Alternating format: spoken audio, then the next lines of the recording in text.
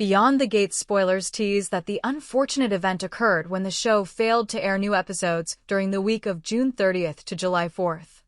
Of course this happened without warning, but devoted fans need not despair, for the new chapters will return in the week of July 7th, promising twists more harrowing than any seen before. In the meantime, shadows deepen around the Hamilton family estate, secrets coil like serpents beneath marble floors, and alliances shift like sand under relentless surf. Bill Hamilton's day began like any other, with the early light filtering through the painted glass of his hospital room, but this morning everything felt different. His hand trembled against the crisp white sheets, veins blue and swollen beneath pale skin, and each breath he drew seemed heavier than the last. A faint groan escaped his lips as he tried to sit up, only to feel a stabbing pain radiate from his chest all the way to his shoulder. The machines monitoring his vital signs ticked insistently, as though urging him to heed their warning. His heart, that once mighty engine powering the Hamilton legacy, had faltered again.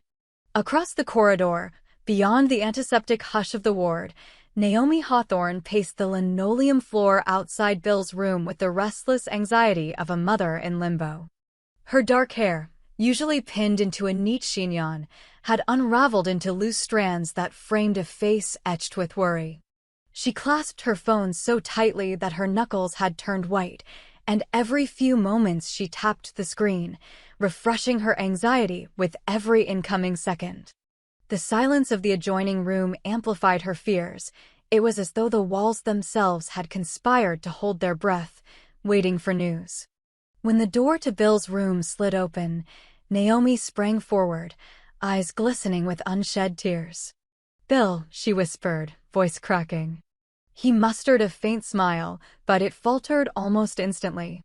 Naomi leaned close, her gloved hand hovering over his forehead as if to still the storm raging beneath his skin. "You have to fight," she murmured, though whether she addressed him or herself remained unclear. In that moment, the world contracted to the two of them, a fragile bubble suspended between life and death. The whir of the phone startled them both. Naomi withdrew, crossing the room to answer. "Jacob," she said into the receiver, her tone urgent. On the other end, Jacob Hawthorne, her son, her rock, must have been jolted from his sleep or whatever respite he'd carved out for himself. "He's worse," she said, voice trembling. "I need you here." "It's bad, Jacob. Don't know if he's going to make it." The words tumbled out in a rush, and for a heartbeat she heard only her own ragged breathing echoing in her ear. Then, "I'm on my way," came his steady reply, a promise that felt as lifeline thin as the 4-line connected to Bill's arm. As Naomi hung up, her gaze returned to Bill, who watched her with a vulnerability she had never seen before. Here was a man used to commanding boardrooms, his presence as solid and unyielding as granite. Here he lay, diminished by an unseen enemy within his own body. She knelt beside him, pressing a gentle kiss to his brow. "You're not alone," she vowed, though both of them knew the gravity of the words. Somewhere beyond those sterile walls, a storm was gathering. Somewhere, too, allies were taking their places, but first the groundwork had to be laid. Not far from the hospital, within the wood-paneled confines of Ted Richardson's executive offices, another storm was brewing. The air crackled with tension as Catherine "Cat" Richardson stood rigid by a mahogany desk, fingers clenched at her sides. Across from her, Eva Thomas paced like a caged panther, each step punctuated by the click of her heels against the polished floor. The blinds, half closed, cast elongated stripes of light across the scene, turning it into a chiaroscuro tableau fit for a tragic play. Eva stopped, eyes flashing with contempt. "You always were the selfish bitch, Cat," she spat, the words heavy with years of resentment. "Everything always had to revolve around your needs, your image, your so-called standards. You don't get to pretend you're the victim here." Cat's lips curled into a bitter smile. "Is that the best you can do?" she shot back. "Call me names? Tell me again how I've ruined your precious life? Please. I built this company from the ground up. I've sacrificed everything." "Sacrificed?" Eva interrupted, voice rising. She leaned in, close enough for their breath to mingle. Is that what you call driving your own daughter to despair? Turning our family name into a shrine to your own vanity? Kat's expression hardened. Don't you dare bring her into this. Her voice was low, cold. She's no pawn in your vendettas. Oh, we're using that word now? Eva hissed.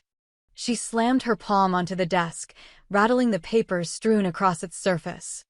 I think you like playing the martyr. But guess what? Martyrs die heroically, not in obscurity hiding behind false compassion.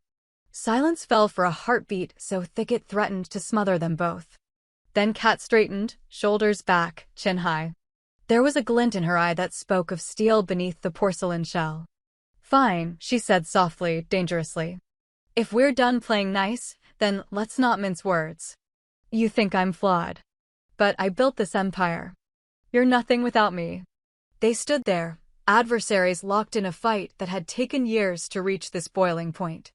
Outside the window, the city hummed along, oblivious to the mutiny unfolding behind closed doors. But whether Kat or Eva emerged victorious, neither could erase the scars that had brought them to this moment. And whatever deal was struck here would reverberate through the rest of their lives and the lives of those they cared about.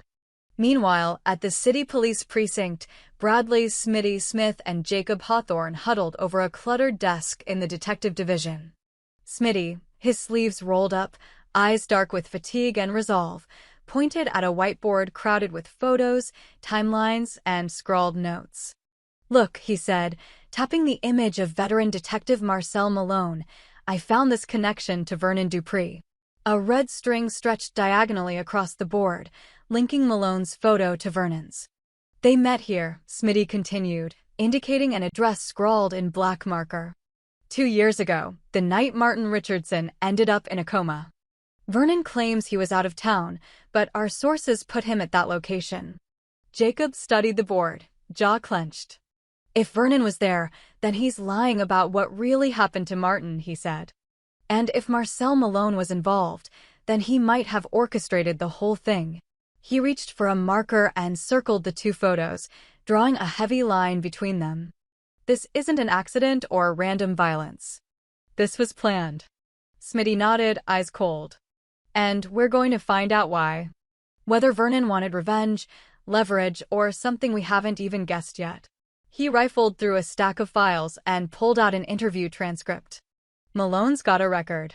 But nothing that ties him directly to a kidnapping or attempted murder. Yet, we need more than hearsay. Jacob leaned back, tapping his temple. We start digging into Malone's past financials, associates, phone records. Let's see who else was in contact with him around that night. He hesitated. And Vernon. Let's see how willing he is to cooperate when we confront him with evidence that he lied. He shot Smitty a grim smile. I have a feeling our old friend Vernon has skeletons that go deeper than any of us expected. While the detectives plotted, Vernon Dupree sat in the dim light of his study, his lined face illuminated by the glow of a single lamp. The house around him was silent, save for the soft ticking of an heirloom clock hanging above the fireplace. On the mantelpiece, framed photographs bore witness to a lifetime of achievements, awards pinned to velvet backing, certificates of community service, and a black-and-white portrait of Vernon with his grandson, Marin, on the beach, both grinning as sun burned their cheeks. Marin's laughter seemed to echo in the stillness, reminder of innocence lost. Danny Dupree entered hesitantly, her footsteps cautious on the thick carpet. She was a living echo of her father's dark eyes, sharp cheekbones, but where he exuded quiet authority, she carried herself with the restless energy of youth. She paused at the foot of his desk. "Grandpa," she said, voice small. Vernon looked up, mask slipping for a fraction of a second, revealing raw worry beneath practiced composure. "Yes, sweetheart," he replied, his voice steady but softer than usual. Danny crossed one arm over her chest. Is Marin why you've been so on edge lately?" Her gaze flicked to the framed photo. "You never used to be like this." Vernon's hand trembled as he reached to straighten the picture. For a long moment he said nothing, eyes fixed on his grandson's smiling face. Then he nodded slowly. "Yes," he admitted. "He's the reason." His throat tightened. There were things I thought I had buried. Things I thought I had locked away so that Marin would never be affected. But now I fear those things rising again. He glanced at Danny. I need you to stay away from him for a bit. Until I figure this out. Danny's brow furrowed in concern and hurt. Grandpa, Marin's my cousin. I can't just stop seeing him. If something's wrong, I should be the one helping you. He sighed, running a hand through his silver hair. I know. But this is something you're not ready for. I don't want you to get hurt. Tears glistened in her eyes. You don't always get to protect me. Not this time. He closed his eyes, the weight of his world pressing down. Outside, a low thunder rumbled, as though the sky itself mourned his confession. He had always been the steel backbone of the Dupree clan, the provider, the man with unshakable calm. Now he was unmoored, fear lurking in the corners of his soul like a viper coiled and ready to strike. Meanwhile, in a bustling downtown diner awash with neon signs and the scent of coffee, Leslie Thomas and Haley Hamilton sat in a corner booth, their voices hushed but urgent. Leslie, with her easy smile and warm brown eyes, stirred her tea absent-mindedly, watching Haley across the table. Haley's face, usually animated with youthful hope, looked tired, lines of worry creasing her forehead. She toyed with her spoon, pushing it back and forth in the saucer as if the movement could dislodge her fears. Leslie leaned forward. So, she began, soft but determined, what's the plan? Her tone carried the implication of partnership, solidarity in the face of unknown dangers. Haley looked up, meeting her gaze. Her eyes reflected a flicker of gratitude, someone who truly understood, without judgment. Haley took a breath. I've been thinking. With Bill's condition, it could get worse. Naomi's going to need all the support she can get. And Jacob, well, he's going to come apart if he's alone in that hospital corridor. She paused, swallowing hard. I want to help them. I want to be there for my family. Her voice quavered, but there was steel behind it. But there's more. I've sensed something off with Kat and Eva. Their feud, it's bigger than sibling rivalry. It's a crack in the foundation of Richardson Enterprises, and that ripple could reach all the way to the Hamiltons. Leslie nodded, eyes thoughtful. You're right. If Kat falls, if Eva brings the company down, the ripple might swallow half the people we care about. She sipped her tea. So we work together. You and me. We gather intel, see what's really going on. We can lean on Smitty's findings about Marcel Malone, maybe get him on board. And keep an eye on Vernon too. If he's tangled in something dark, the last thing we need is Marin getting caught in the crossfire. Haley exhaled, relief mingling with tension. I never thought I'd say this, but I'm glad you're here, Les. She offered a small, genuine smile, the first warmth in her eyes since they'd sat down. Leslie returned it, the bond of shared purpose strengthening in that moment. We'll figure it out, she vowed. Whatever it takes. As they left the diner, stepping out into the humid evening air, their silhouettes melded with the city's pull, resolve etched into their posture, courage kindled in their hearts. Behind them, the neon lights flickered and buzzed, oblivious spectators to the fragile peace they sought. In the hallways of the hospital, Naomi sat beside Bill's bed, reading to him from a leather-bound book he'd kept for years. His eyes, half-lidded, followed her words when he could, drifting away when the pain overwhelmed him. She paused between paragraphs, watching the machine's readouts, willing each number to rise, to stabilize. When he stirred, she took his hand, pressing the book aside. Jacob's on his way, she whispered. Bill's gaze found hers, and for a fleeting moment, recognition softened his features. Then the pain crept back, tightening his brow, and Naomi forced herself to hold still, to breathe, to hope. Down the corridor, Smitty and Jacob slipped into a small, windowless interrogation room across from Vernon Dupree's office. They laid out their file, phone logs, surveillance photos, bank statements.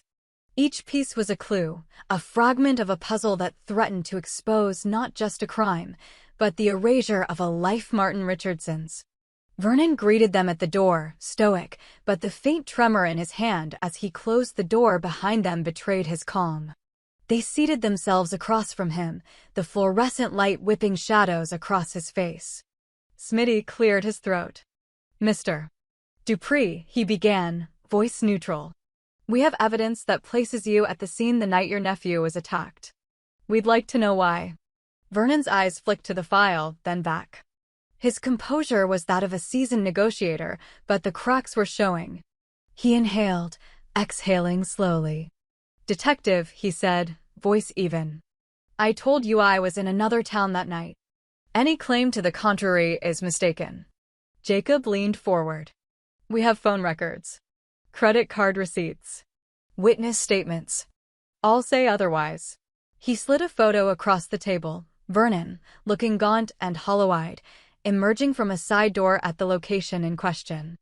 "Explain this." Vernon studied the photo, jaw tightening. The helplessness in his posture flickered, replaced by a hard glint. "I have nothing to say," he replied, voice low. "And I suggest you tread carefully. My family name carries weight, people know that. You may think you're in control, but you're not." As Vernon rose to leave, Jacob met his gaze. "We'll see about that." He folded his arms, determination shining through. Outside, the summer sky darkened with coming storms. Somewhere, thunder rumbled again, echoing the tumult within each player's heart. Alliances were reshaping, truths unearthing, and the early moves in a high-stakes game had been set. The consequence of each choice would ripple outward through hospital corridors, corporate boardrooms, din of police precincts, quiet family studies, and the clatter of coffee cups in late-night diners. And as night settled over the city, one thought threaded through every mind involved: the gates beyond which no one could see would soon swing wide, releasing secrets that could shatter lives. The tragedy paused only briefly during the week's unscheduled hiatus. Now, as the countdown to the next episode began, each heartbeat raced in anticipation of what would come next. A low, electric tension crackled in the air as dawn broke over the Hamilton estate, painting the sky in bruised purples and gold. Within the great house, Naomi Hawthorne stood at the foot of Bill's bed, eyes red-rimmed but unyielding.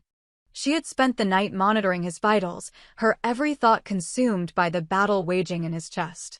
Now, as the first rays of sunlight filtered through the curtains, she watched a subtle rise in the heart monitor's cadencia. Small victory, but a victory nonetheless. Suddenly, the door swung open, and Jacob Hawthorne entered, his face etched with relief and fatigue. He knelt beside his mother, and together they shared a wordless moment of hope before Naomi gently gestured to Bill's pale hand. He opened his eyes, focusing on his son's familiar smile, and reached up with unexpected strength to clasp Jacob's fingers. It was in that small, intimate exchange, a father listening to the whisper of life, that the fragile promise of recovery took root. Across town, within the high-ceilinged boardroom of Richardson Enterprises, the tension between Kat and Eva reached its crescendo. Word of Bill's crisis had rippled through the social circles that bound these families, and, suddenly, corporate machinations seemed petty by comparison. Kat stood before her sister with a proposition born of vulnerability rather than ambition: unity. "We've spent years tearing each other apart," she said, voice low but earnest. "But right now I need you. Because I would do anything to keep this company and our family from being collateral damage." Eva's eyes flickered with conflict. The years of resentment warred with a deeper loyalty. Slowly, she lowered her guard, exhaling a breath that felt like forgiveness. "You don't get to use my love as a bargaining chip," she replied, tones still guarded. Then, after a heartbeat, she reached out and clasped Kat's hand. "But I'll stand with you. For now." In that gesture, the sisters forged a fragile truce that would stand against the coming storm. Meanwhile, Bradley Smitty Smith and Jacob Hawthorne closed in on the truth behind Martin Richardson's near-fatal night. Their investigation led them to a secluded warehouse on the city's outskirts, where they discovered financial records and coded correspondences tying Detective Marcel Malone to Vernon Dupree. It was clear Malone had orchestrated the attack, leveraging Vernon's old debts and desperate need to protect his family reputation. When Smitty confronted Malone in a dimly lit interview room, the detective's veneer of respectability cracked. "You think you've won?" Malone snarled, rage flaring. "This city runs on secrets. I just exposed yours." But Jacob remained unshaken.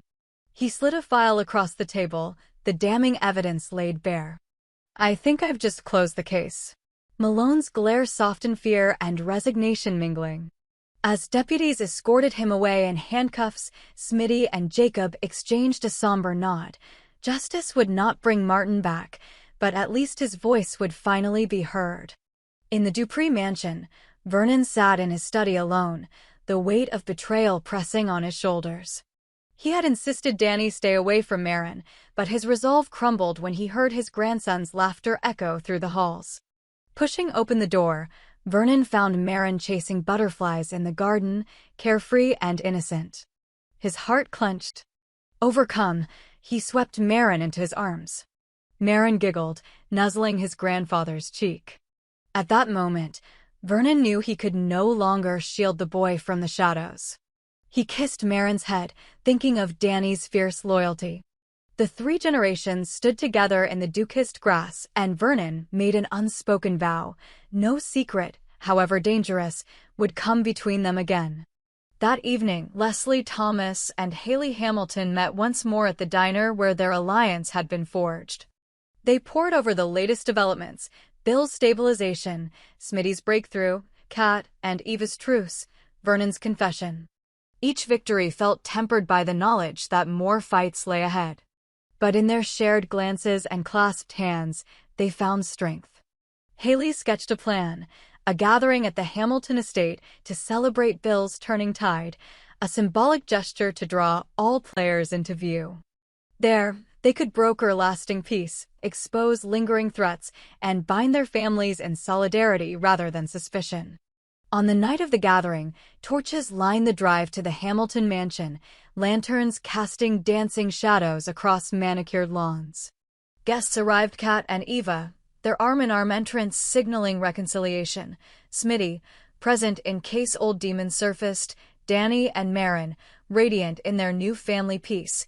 Even Detective Malone, now stripped of badge and prerogative, escorted by handcuffs that symbolized closure rather than oppression. Bill, reclined in his wheelchair, wore a tailored suit and a tentative smile, flanked by Naomi and Jacob.